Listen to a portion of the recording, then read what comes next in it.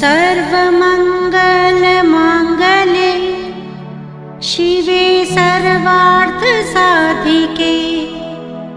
शरण्ये त्र्यंबके गौरी नारायणी नमोस्तुते।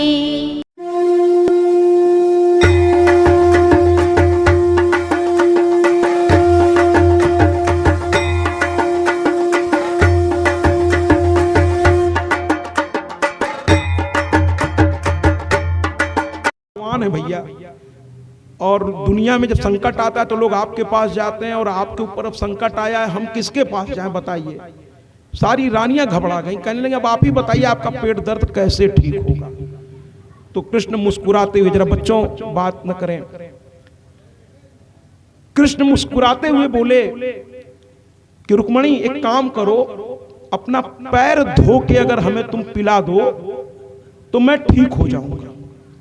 रुक्मणी ने कहा अरे राम राम राम राम, अरे हमारा धर्म चला जाएगा, अरे आप हमारे पति हैं, हमको नरक में स्थान नहीं मिलेगा, पैर धोआ के पिए। अरे पैर धो के किसी आदरणीय का, किसी पूजनीय का, किसी विद्वान का, किसी संत का या भगवान का पैर धो करके लोग चरणामृत के रूप में लेते हैं, लेकिन मैं आपकी अर्धांगनी हूं, पत्नी हूं, कैसे अपना पैर धो के दे दूं।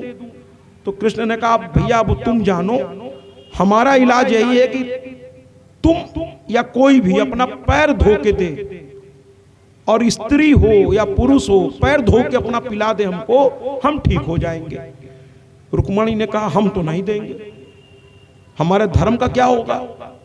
जामवंती की ओर देखी, वो कहीं वाह अपना धर्म बचा रही हो और मेरी ओर देख रही हो, मैं भी नहीं दूंगी, मेरे भी तो पति हैं। सत्यभामा ने मना कर दिया, जामवंती ने मना कर दिया, रुक्मणी ने मना कर दिया, सभी ने बारी बारी से मना कर दिया। 16,050 प्राणियों के समूह में किसी ने हिम्मत नहीं की। इसके बाद राज दरबार में बात फैल गई, कृष्ण बड़े तबीयत उनकी खराब है। जब कोई महत्वपूर्ण व्यक्ति की तबीयत खराब होती तो लोगों को चिंता स्वाभाविक है कि अब राज्य कैसे चलेगा महाराज, अगर इनको कुछ हो गया तो पूरे राज्य में ढिढोरा पिटवाया गया कि भैया कृष्ण को पैर धो के चाहिए और कोई दवा नहीं काम कर रही है। सब कहने लगा अरे वो भगवान है और उनकी पत्नी जब नहीं पिला रही है तो हम अपना धर्म भ्रष्ट करेंगे क्या, ऊपर से भगवान है महाराज, उनका पैर धो के हम लोग पीते हैं, अब उनको अपना पैर धो के कैसे पिलाएंगे। पूरे राज्य में से एक आदमी आगे नहीं आया। कृष्ण दिन भर तड़पते रहे उस दर्द में, लेकिन कोई अपना पैर धो के पिलाने को तैयार नहीं। खबर धीरे धीरे बरसाने पहुंच गई। बरसाने में राधा को जैसे ही पता चला, गोपिकाओं ने कहा कि ऐसी ऐसी बात है, कृष्ण सुबह से बड़े तकलीफ में हैं। तो देखिए जो प्यार करता है उसे कुछ और नहीं समझ में आता, एक ही बात समझ में आती है कि जिससे हम प्यार करते हैं वो सकुशल रहे। महाराज राधा ने कहा इलाज क्या है, कहने लगे इलाज एक ही है कि किसी का भी पैर का धोवन उनको चाहिए। राधा ने तुरंत थाली मंगवाई, तुरंत जमुना जी से जल निकाला, वहां बगल में जमुना बहती थी, तो जमुना से जल निकाला और रगड़ रगड़ के पैर धोया महाराज अपना, कि कहीं कोई कमी ना रह जाए दवा में, क्योंकि ये दवा बनकर कृष्ण को मिलने वाला है। रगड़ रगड़ करके पैर धोया और उसे एक गिलास में भरा और भर करके खुद लेकर दौड़ती हुई चल पड़ी।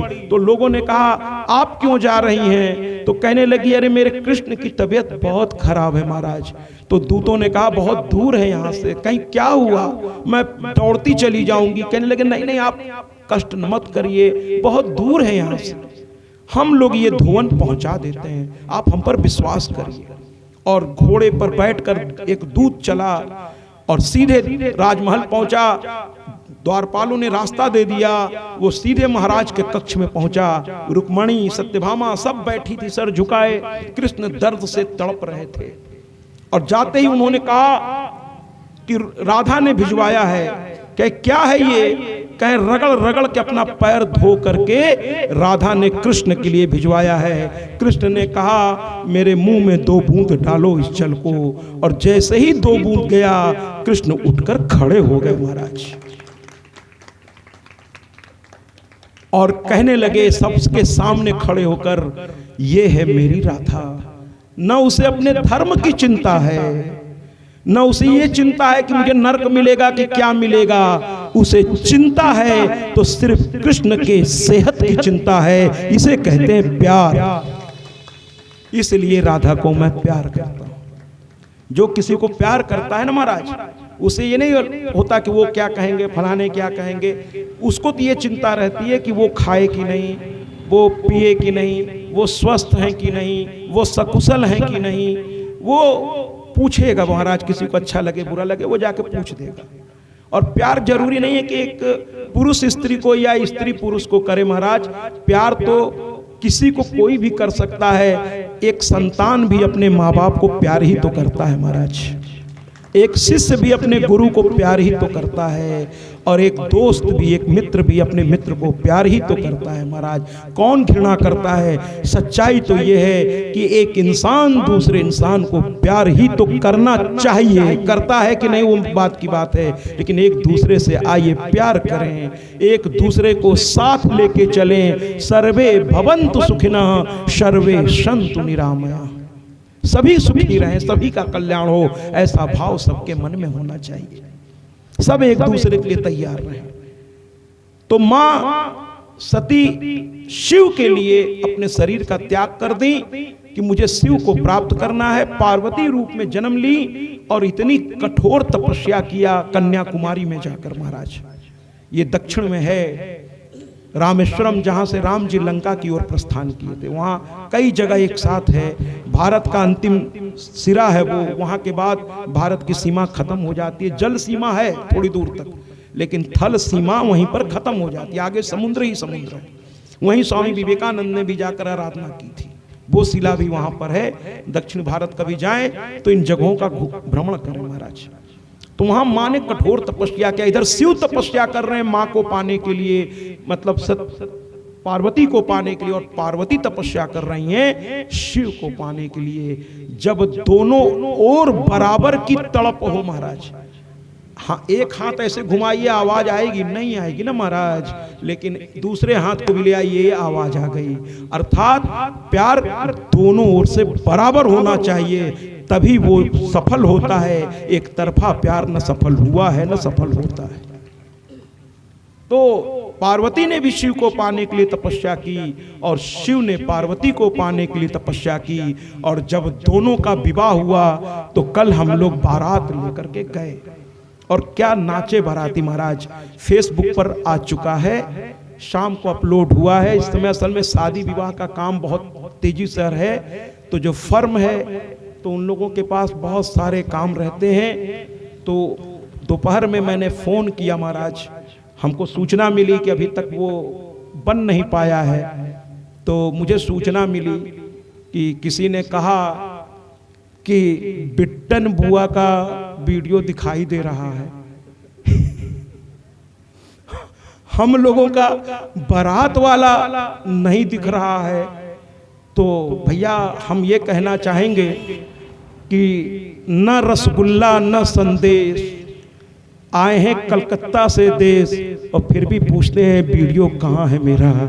क्या जवाब दें? अरे बिट्टन बुआ ने कल 1:30 बजे तक हमें भोजन कराया है, इतने प्यार से हमारी सेवा की है। तो भैया मशीन को भी अगर तेल डाला जाता है तो वो काम करता है, तो हम क्यों ना बिट्टन बुआ का वीडियो पहले चढ़वाए? क्या गलती है महाराज।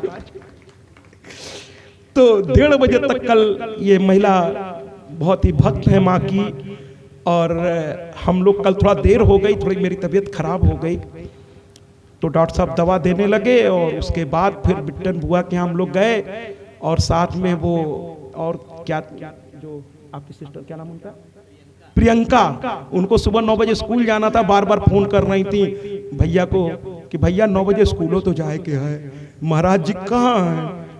तो कुल मिलाकर हम लोग पहुंचे, और सर तो पहुंचते ही चटाई बिछाए और सो गए। और हम पहुंचे, लेकिन क्या व्यवस्था किया था बिट्टन बुआ ने। और महाराज देखिए हम भी तो इंसान ही है ना। अब प्रिंसिपल साहब हमारे व्यवस्था देखते हैं, उनकी पत्नी देखती है, मामी जी देखती हैं, तो स्वाभाविक वीडियो में लोग ज्यादा दिखेंगे। और इसके बाद बिट्टन बुआ ने किया तो बिट्टन बुआ भी दिखेंगी। अब बाकी लोग भी सोच लें। बाकी लोग भी सोच लें, मामी जी भी सेवा करती इसलिए वो भी वीडियो में दिखती रहती हैं। तो वीडियो में दिखना है तो फिर कुछ तो करना पड़ेगा ना भैया, ऐसे थोड़े होता है। चलिए थोड़ा सा मैंने कहा हास्य विनोद हो जाए, लेकिन कल की आपकी भावना को मैं प्रणाम करता हूं और सर के पूरे परिवार को मैं प्रणाम करता हूं। रात को 1:30 बजे आए तो मामी जी ने दरवाजा खोला, 2:30 बज रहा था, बताइए। अब मामी जी के अंदर का भाव क्या है तो मैंने नहीं समझा, लेकिन चेहरे पे मुस्कुरा रही थी, अंदर से कहने बताओ ये तो संत हैं, इनको तो नींद आती नहीं होगी, बताओ 2:30 बजे रात को चले आ रहे हैं, हमको तो नींद आ रही है, दिन भर के थके हैं। लेकिन मामी जी बहुत अच्छी हैं। गेट खोला, पानी गर्म किया, फिर दवा इत्यादि हम लोग लिए, और उसके आगे का मत पूछिए क्योंकि रात कैसे बीती है। वो थोड़ी मेरी तबीयत, यहाँ के कुछ मिठाई के दुकानदारों की कृपा है। तो कुल मिलाकर के शिव और पार्वती का मिलन हो गया महाराज, और दोनों कैलाश पर बैठे। तो आइए ना, कल बारात लेके गए थे, विवाह हो गया, विवाह के बाद दूल्हा दुल्हन को क्या करते हैं, बैठा देते हैं ना महाराज। तो चलिए बैठा दिए, आज रिसेप्शन समझ लेते हैं, बैठा दिए हम लोग। खुश मत होइए, रिसेप्शन में कोई डांस हम करवाने नहीं जा रहे, रोज थोड़ी डांस होगा। हाँ होगा कथा के अंत में आज, लेकिन वो दूसरे समय होगा जब हरिश्चंद्र की जीत होगी, तो हम लोग कहेंगे कि सत्य की जीत होती है।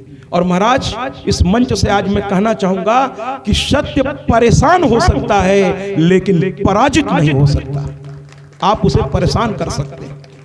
आज हरिश्चंद्र की कथा होगी महाराज। तो दोनों दूल्हा दुल्हन बैठ गए, और जब बैठ गए तो उनकी स्तुति भी कर ले महाराज। गौरा भवानी नमो नमः।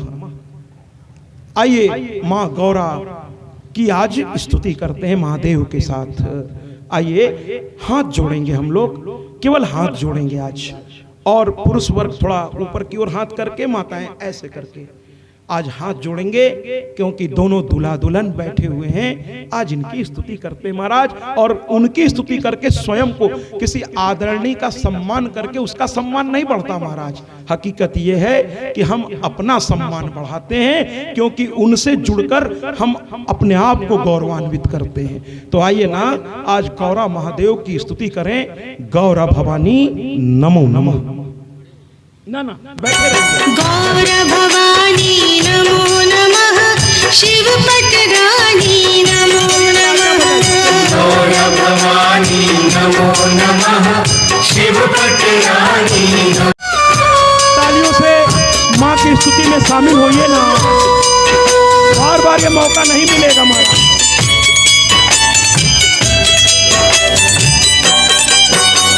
सती सोहनी नमो नमः, दिव्य मोहनी नमो नमः। पानम कायिनी नमो नमः,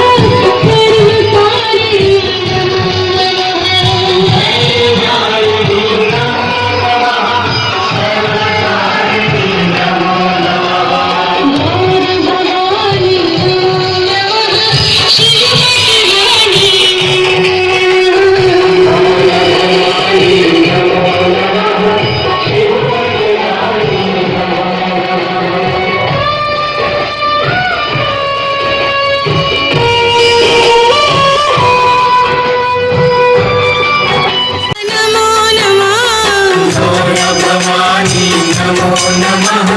शिव पटरानी नमो नमः।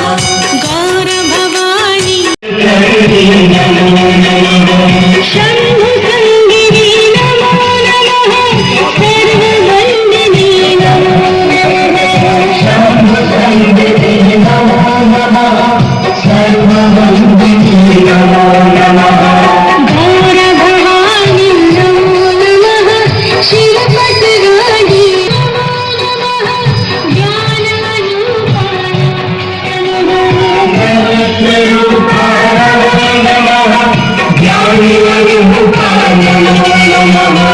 अभयवारिणी नमो। साचे दरबार की। भैया आज इनका मशीन काम कर रहा है, लेकिन मेरा मशीन काम नहीं कर रहा है। मेरी तबीयत रात भर थोड़ी खराब थी, जिसके चलते मेरा साउंड आज डिस्टर्ब है। और ये साउंड तो मशीन से ठीक हो सकता है, ये साउंड तो प्राकृतिक रूप से दवाओं से ही ठीक होगा, धीरे धीरे ठीक हो जाएगा। कल रात भर हम बुखार में थे, तो थोड़ा सा उसका असर चेहरे से लेकर शरीर के अंदर दिख रहा है। तो कुल मिलाकर के धीरे धीरे दवाएं पड़ रही हैं और आवाज भी ऐसी भी नहीं है कि नहीं समझ में आवे, और उम्मीद है आज रात तक सब कुछ ठीक हो जाएगा, सब कुछ ठीक हो जाएगा आज रात तक। हम आपको पूरा आनंद देंगे महाराज, मैं अपनी ओर से कोई कमी नहीं छोड़ूंगा। आइए अब हम राजा त्रिशंकु की ओर चलते हैं। एक और सत्यव्रत की कथा हम लेके शुरू करते हैं। माँ और महादेव को प्रणाम करते हुए इस कथा को अब आगे बढ़ाते हैं। हरिश्चंद्र के आने से पहले अब उनके पिता को ले आना होगा। हरिश्चंद्र के पिता थे, उनका नाम था सत्यव्रत। अब आप कहेंगे महाराज एक सत्यव्रत की कथा तो आपने और सुनाई थी, वो तो माँ के बड़े भक्त थे महाराज, बड़े अच्छे थे, थोड़ा गंवार जरूर थे, लेकिन माँ की भक्ति से उन्हें ज्ञान भी मिल गया था। तो क्या वही सत्यव्रत है ये? मैं कहूंगा नहीं भैया, एक ही नाम कई लोगों के होते हैं। अभी मैं शायद कहाँ गया था, मुझे अभी याद नहीं आ रहा है, उन्होंने कहा जो नाम आपका है वही नाम मेरा भी है। तो मैंने कहा अच्छी बात है, ये तो बहुत अच्छी बात है। तो एक ही नाम के कई लोग होते हैं महाराज। तो कुल मिलाकर के मां के कथा के बाद सत्यव्रत की कथा हम उठाते हैं, जो अयोध्या नरेश के पुत्र थे, लेकिन अपने नाम के उल्टा सारा काम ये करते थे महाराज। वो सत्यव्रत तो बहुत अच्छा था, लेकिन ये सत्यव्रत बड़े अलग टाइप के थे। नाम था सत्यव्रत, काम सब उल्टा सीधा ही करने का ठेका ले रखा था इन्होंने। कुछ लोग नाम के खिलाफ काम करते हैं, कुछ नाम तो मैंने आजमाए हैं कि उस नाम के लोग अक्सर, ऐसे बुरा मत मानिएगा किसी का अगर वो नाम हो, लेकिन मैं अपना अनुभव बता रहा हूं कि उस नाम के लोगों को मैंने देखा उल्टा काम करते हुए। जैसे किसी का नाम शांति देवी है तो वो अशांति बहुत फैलाती है, ठीक है।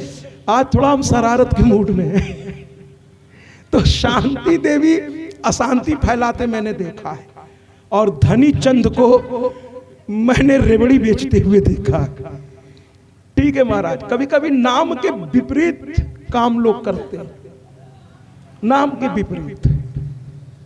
और गरीबदास को BMW कार में बैठे देखा है, और धनी चंद को रेवड़ी बैठे। बिल्कुल तालियों से स्वागत करिए महाराज। किस्मत है, किस्मत है। और किस्मत कहां से है? मैंने कल कहा था भगवान नहीं लिखता किस्मत महाराज, इस भ्रम को इस कथा से निकाल दीजिए। किस्मत के रचयिता आप स्वयं है महाराज। आप जैसे किसान बीज बोएगा तो वही तो निकलेगा ना, बोया पेड़ बबूल का तो आम कहां से होए।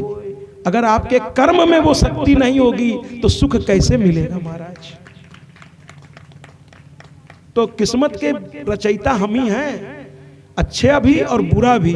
अच्छा हो तो भी कहिए कि ईश्वर की कृपा से इसको मैंने किया है, और बुरा हो तो भी सीना तान के कहिए, लेकिन वो वाला सीना मत तान लीजिए जिसको हम लोग एक देसी भाषा में कहते हैं बेहाईपना, हैं कि करब का कर ले।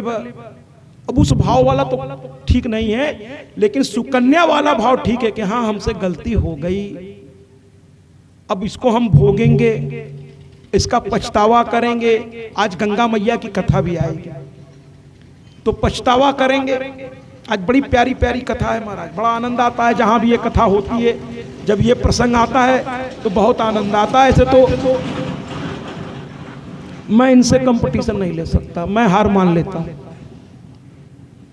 तो गंगा मैया की भी कथा आएगी आज, और आज बड़ी प्यारी प्यारी से। तो माँ की हर दिन की कथा बड़ी प्यारी होती है महाराज। कथा समाप्त होने के बाद जो भी मुझसे मिलते कहते हैं आज बड़ा आनंद आया। तो माँ की कथा ऐसी कि हर दिन आनंद ही आता है। तो सत्यव्रत जो था राजा का लड़का था, अयोध्या नरेश का, और मनमानी करता था, और इसके दिमाग में बैठ गया था कि हमारे बाप तो यहाँ के सबसे बड़े हैं, हमारा कोई क्या कर लेगा, और मैं भी युवराज हूँ, जब इंसान के दिमाग में ये बैठ जाता है कि मेरा कोई क्या कर लेगा, तो गलती फिर वो करने लगता है महाराज, और डंके के चोट पे करता है, और करते करते एक दिन अपना विनाश करा लेता है, रावण की तरह। जितने राक्षस हुए उनको यही तो भ्रम था कि हमारा कोई क्या कर लेगा। ठीक है महाराज, तो ये सोच के जो लोग करते हैं ना, वो रोज एक सीढ़ी नीचे उतर रहे होते हैं, उनको पता नहीं होता कि रोज एक सीढ़ी नीचे उतर रहे हैं। और जो ये सोच कर करते हैं कि हम ऐसा कोई काम नहीं करेंगे जिससे मेरे माता पिता, मेरे गुरु और मेरे भगवान का सर नीचे हो, जो ऐसा सोच के काम करते हैं वो एक सीढ़ी रोज ऊपर चढ़ते हैं महाराज। तो यहां सत्यव्रत मनमानी करता था कि पिता कहें सैया भय कोतवाल अब डर काहे का। एक दिन उसने क्या किया कि एक ब्राह्मण की लड़की का विवाह हो रहा था, देखने में बड़ी सुंदर थी वो। ये घोड़ा लिए गया और उतरा और तलवार निकाल के सबको धमकाता हुआ लड़की का हाथ पकड़ा, घोड़े पे जबरदस्ती बैठाया और लेके चला गया। ब्राह्मण भी अलग ही टाइप का था। उसने कहा आज मेरे स्वाभिमान पर बात आ गई, मेरी बिटिया को भरी सभा से उठा लिया गया। वो कहा मरूंगा या मर जाऊंगा, मारूंगा या मर जाऊंगा, और वो दौड़ा और सीधे राजमहल में प्रवेश कर गया। राजा के सामने गया। उस जमाने में लोग राजा के पास आराम से जा सकते थे, आज की तरह गोल गोल नहीं घुमाया जाता महाराज। आजकल तो मैं देखता हूं कि शिकायत करने के लिए डायल कीजिए 198 या पता नहीं कौन नंबर, और आप बड़े सोचेंगे वहां से जरूर कोई आदमी बोलेगा, लेकिन वहां से कंप्यूटर बोलता है। अब आपके घर में आग लगी है और वहां खेल शुरू हो जाएगा, हिंदी के लिए 1 दबाएं, अंग्रेजी के लिए 2 दबाएं। वहां घर में आग तेज फैलती जा रही है, अब आप दबाइए महाराज, हिंदी के लिए 1 दबाएं। अच्छा, तुरंत सेवा के लिए 1 दबाएं, थोड़ा रुक करके लेना हो तो 2 दबाएं, ये करना हो तो 3 दबाएं, वो करना हो तो 4 दबाएं, और पुनः वापस पुराने मेनू में आने के लिए 5 दबाएं। उधर आग बढ़ रही है, फिर अब आप दबाइए साहब, फिर वहां से आवाज आएगी कि अब आप ये बताएं कि तुरंत आपको सहायता चाहिए या थोड़ा आप रुक सकते हैं। तुरंत एकदम चाहिए तो 1 दबाएं, थोड़ा रुक सकते हैं तो 2 दबाएं, दोबारा सुनने के लिए पुनः 3 दबाएं। फिर बेचारा किसी तरह 1 दबाया, घर पूरी तरह से आग में घिर गया।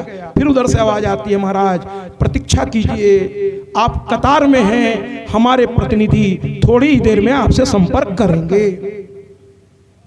और अब आप बैठे हैं फोन लिए हुए, उधर से आवाज आती रहती है देश की क्रांति, ये वो कुछ ना कुछ बचता रहता है, ये फलनवा वो ढेकनवा, तब तक घर पूरा जल जाता है महाराज। तब उधर से वो कहता हेलो मैं आपकी क्या सहायता करूं, तो इधर से जवाब मिलता है ऊपर पड़ा तू, हमारे घर में पूरा जल के राख हो गए, ये तो हर एम्बुलेंस सेवा, ये तो अग्निशमन सेवा। अरे भैया सरल क्यों नहीं कर देते हो? वहां एक व्यक्ति को बैठाओ जिससे वो सीधे फोन उठाए और कहे महाराज क्या करना है, और आप कहिए भैया हमारे आग लगी है, और वो तुरंत आपके घर अग्निशमन वालों को भेज दे। ऐसी सेवा होनी चाहिए, ऐसा सब कुछ होना चाहिए। और ये 1 दबाओ, 2 दबाओ, 3 दबाओ और अंत में अपनी किस्मत दबा के बैठ जाओ। ये सेवा आजकल चल रही है महाराज, मतलब गोल गोल घुमाइए। और कुछ मोबाइल कंपनी वाले तो और अच्छा काम करते हैं, आप उनके प्रतिनिधि से बात करके देख लीजिए तो मुझको बताइएगा कि आज बात हो गई, फिर ये दबाओ फिर वो दबाओ, और प्रतिनिधि वाला बटन नहीं बताते, खोजते रहिए कहां से इनके प्रतिनिधि से बात होगी महाराज।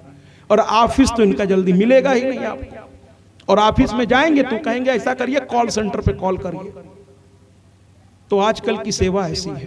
लेकिन उस जमाने में अयोध्या नरेश ने 1 घंटा लगा रखा था, सीधे उस घंटे को बजाइए महाराज, चाहे रात के 2 बजे हो, और तुरंत जो है रात के 2 बजे भी आप घंटा बजाएंगे और राजा जो है अंतःपुर से लौटकर तुरंत बाहर आ जाएंगे। जैसे डॉक्टर साहब कल कह रहे थे आप रात भर बुखार में रहे, क्यों नहीं हमको आपने फोन किया? हमने कहा हम आपको परेशान नहीं करना चाहते थे, एक तो 2:30 बजे आप सोने गए हैं, तो मैं अपना झेल ले गया, रात कट गई। सुबह होते ही फिर दवाओं की व्यवस्था हुई, अब ठीक है। तो कहने का तात्पर्य यह है कि उस जमाने में राजा भी तुरंत चले आते थे, चाहे कितने भी देर में थक के गए हों। घंटा बजा, राजा आए, कहे बोलो क्या बात है। ब्राह्मण ने गुस्से में कहा, आपके लड़के ने मेरी बिटिया को भरी सभा से उठा लिया महाराज, अब हमारी बिटिया से कौन विवाह करेगा? क्या इस राज्य में बहु बेटियां सुरक्षित नहीं हैं? ऐसा उस ब्राह्मण ने कहा। राजा क्रोध में आ गए, तुरंत राज दरबार की ओर गए। देखिए ऐसा राजा होता है। और तुरंत उन्होंने अपने मंत्री को आदेश दिया, दूत को भेजा मंत्री के पास। वो दौड़ के गया, सारे मंत्री महाराज 5 मिनट में राज दरबार में आ गए। ऐसी पहले की प्रशासनिक व्यवस्था होती थी कि एक आवाज पर पूरा प्रशासन जग जाता था। यहाँ तो आवाज देते देते लोग थक जाते हैं महाराज। एक फाइल इस टेबल से उस टेबल पे जाने में एक महीना लग रहा है, एक महीना लग रहा है महाराज। मैं ये नहीं कहता कि सब जगह ऐसा है, लेकिन अधिकांश जगह ऐसा ही स्थिति है। तो कुल मिलाकर के महाराज सब लोग आ गए। राजा ने कहा ऐसी ऐसी बात है। मंत्री, अब राजा के लड़के की बात थी, अब सब चुप। राजा ने कहा, अरे कुछ बताओ तुम लोग। तो कहने लगा मंत्री, महाराज क्या बोले, राजकुमार स्वयं ये कर बैठे। तो राजा ने डांटते हुए कहा, राजकुमार हो या इस राज्य का एक छोटा से छोटा नागरिक हो, न्याय दोनों के लिए बराबर होनी चाहिए। तो कहे महाराज तब तो उसको पकड़ के बुलाया जाए। राजा ने सैनिक से कहा, जहां भी हो, युवराज है तो क्या हुआ, उसको घसीट करके मेरे सामने एक अपराधी की तरह लाया जाए। सैनिक चल पड़े महाराज, जाकर इसको पकड़ा और पकड़ के घसीटने लगे। तो कहने लगा, अरे मैं युवराज हूं, तुमको मजा चखा दूंगा। जैसे कुछ लोग होते हैं जो अपने ताकत में बड़े अहंकार में आ जाते हैं, अरे तुम हमको ऐसा करोगे, तुमको हम बता देंगे। तो कुल मिलाकर के महाराज युवराज हैं, हम इस देश के होने वाले राजा हैं, जैसे ही राजा बनेंगे तुम्हें फांसी दे देंगे। सेना ने कहा, महाराज आप राजा होने वाले हैं, और ये जिसका आदेश का मैं पालन कर रहा हूं वो इस समय राजा है। आप होने वाले हैं और ये है, तो है का पालन करें या होने वाले का पालन करें। महाराज जो कुर्सी पे है वो बात उसी की मानी जाएगी, जब तक वो कुर्सी पे। कृपया आवाज न होने दें, जो कुर्सी पे बात उसी की मानी जाएगी। कुल मिलाकर के महाराज युवराज को घसीट के राज दरबार में लाया गया। राज दरबार में सबने देखा, इसने कहा कि गलती हो गई, लेकिन कुछ गलती की माफी नहीं होती महाराज। गलती भी वहां तक होना ठीक है जहां तक माफ किया जा सके, लेकिन जब चीजों को ही आप बिगाड़ देंगे तो फिर कैसे माफी मांगेंगे आप। जीवन में यू टर्न होने के लिए कई जगह पर चौराहे मिलते हैं महाराज, लेकिन अगर हम उस चौराहे को छोड़ के आगे बढ़ गए तो अगला चौराहा पता नहीं कब आएगा महाराज।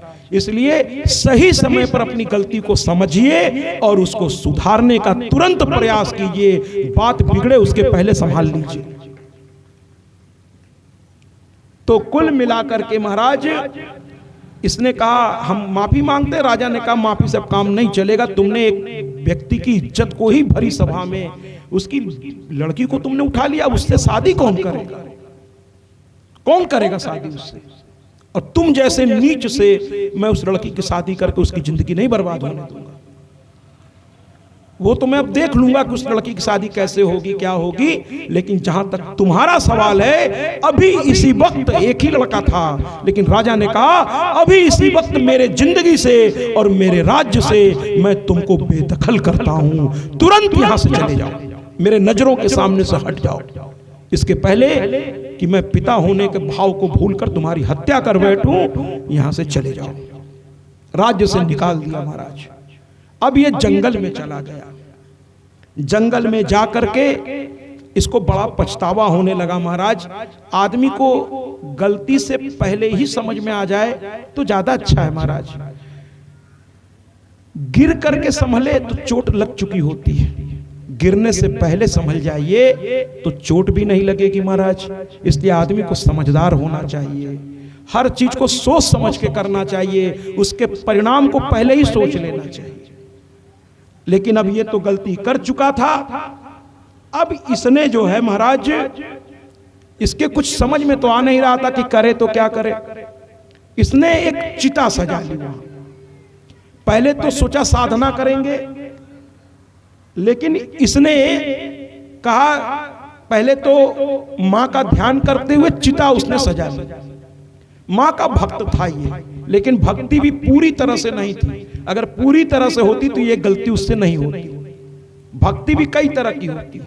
एक आदत के चलते भक्ति तो कर रहे हैं, लेकिन वास्तव में भक्त है नहीं। क्योंकि जो भक्त होता है वो अपने इष्ट को नाराज करने वाला कोई काम कर ही नहीं सकता। महाराज जी जरूर तालियों से स्वागत करें, जरूर तालियों से स्वागत करें। अरे ये कथा तो ऐसी है कि अगर हम स्मशान घाट में सुनाएं तो हमें विश्वास है मुर्दे भी उठ के ताली बजाएंगे, और आप लोग तो जिंदा हैं।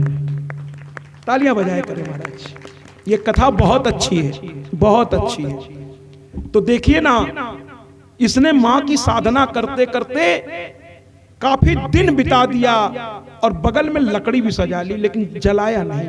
उसको पता नहीं क्यों लगता था मां की साधना करनी चाहिए।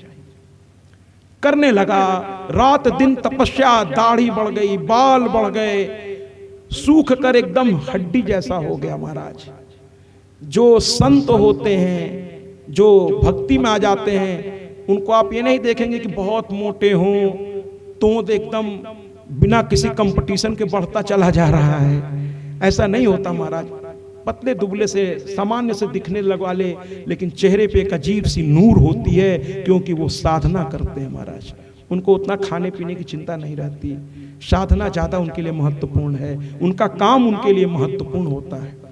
अब ये साधना कर रहा था, साधना करते करते करते करते एक दिन दुख से इतना पागल जैसा ये हो गया कि मुझसे ये गलती कैसे हो गई।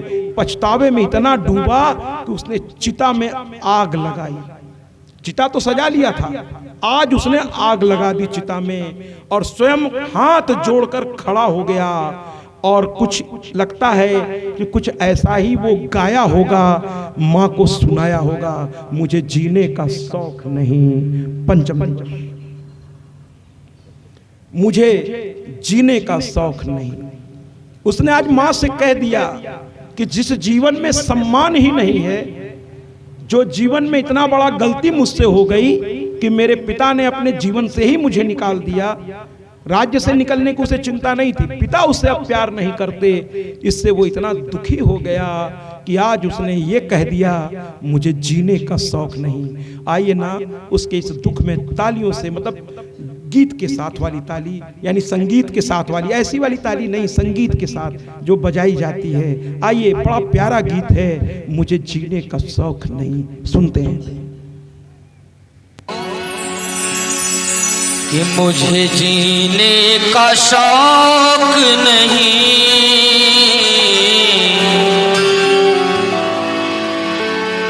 मुझे जीने का शौक नहीं, जीता हूँ दर्श पाने को।